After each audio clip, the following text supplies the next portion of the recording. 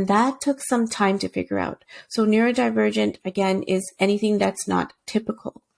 And so the way that it was presented to me is in a medical or psychological lens, and that is having to do with attention, that is having to do with the way that my brain, or anyone's brain who falls under neurodivergent, processes information and what doesn't work for them. So I started to learn what doesn't work. And then I started to get annoyed with that. I was like, why are they showing us what doesn't work? Right. Why don't they show us what does work? Yeah. And that really, spearheaded Edify Learning Spaces, which is the leading tutoring agency for neurodivergent kids in Canada, because there's a missing gap and there was a big problem. Up to 30% of people are neurodivergent and learn differently. So let's not neglect them. Let's empower them, is what I thought. Incredible. I think that's how you come to understand, if there is a gap there, you can actually fill in.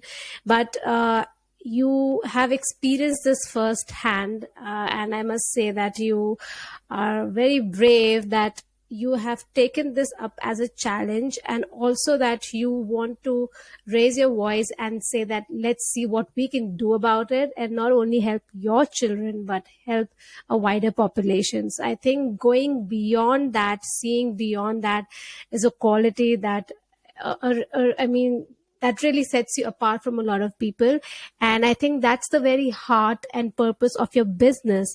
And that's why, people with a very good heart and a very good purpose can make their business run very well. And I think it really touches a lot of people's heart, because it's not just the numbers that you're looking after, but it is a purpose that you're serving out there. So talking about the business, your tutoring agency that we are now about to discuss about.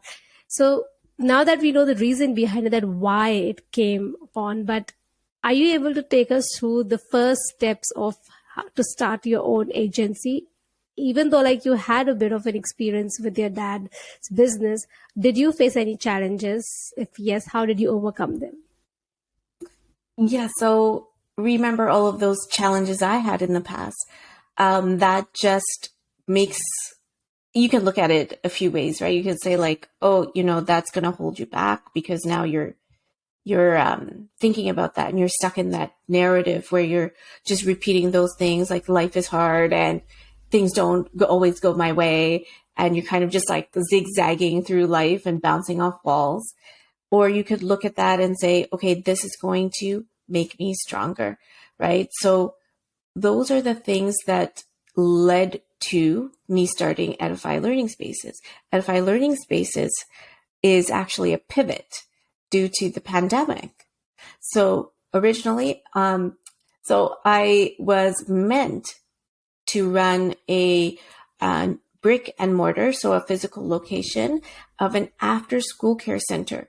It was going to be an after-school care center that didn't really focus on neurodivergent kids. It was going to focus on general STEAM, so science, tech, engineering, art, and math after school, because that was another gap in the market, right? There wasn't after school, and I really wanted to help women because a lot of women couldn't get back to pick up their kids at school at 3:00.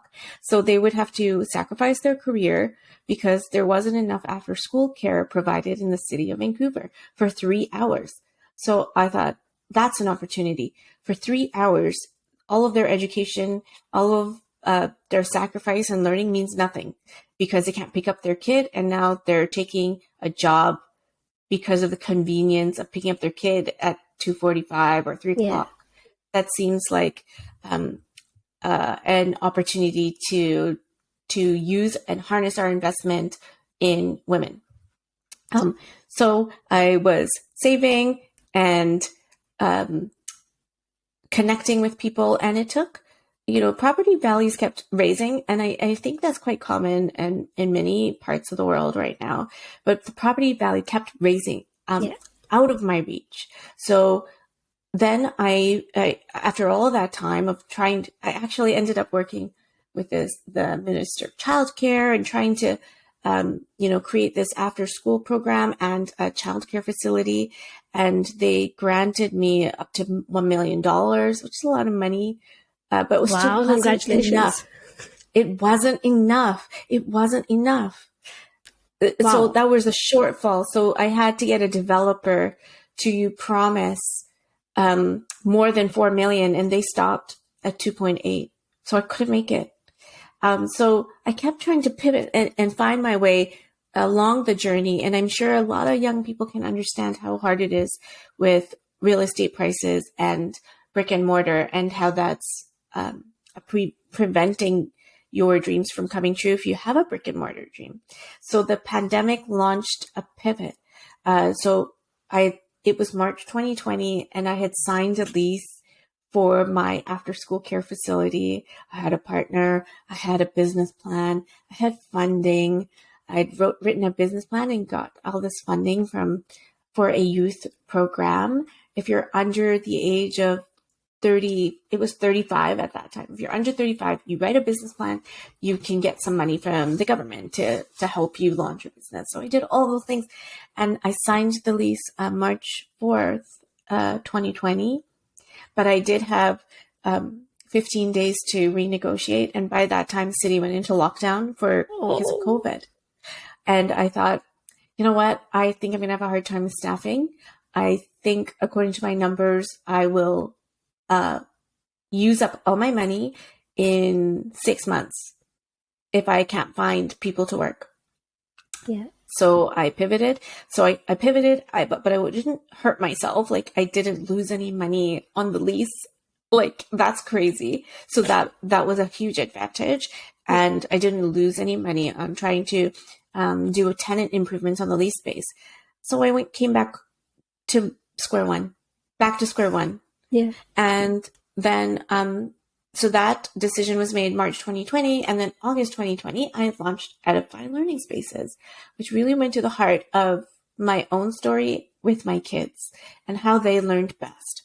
And so I know that there's a lot of parents who are struggling, because I was hearing and reading in parent groups that during the pandemic, their kids were being left behind even more. They were already left behind. So I took it upon myself with my knowledge that people were not doing as well, such a large percentage, that I could help them through one-on-one tutoring with a specialty for neurodivergent kids.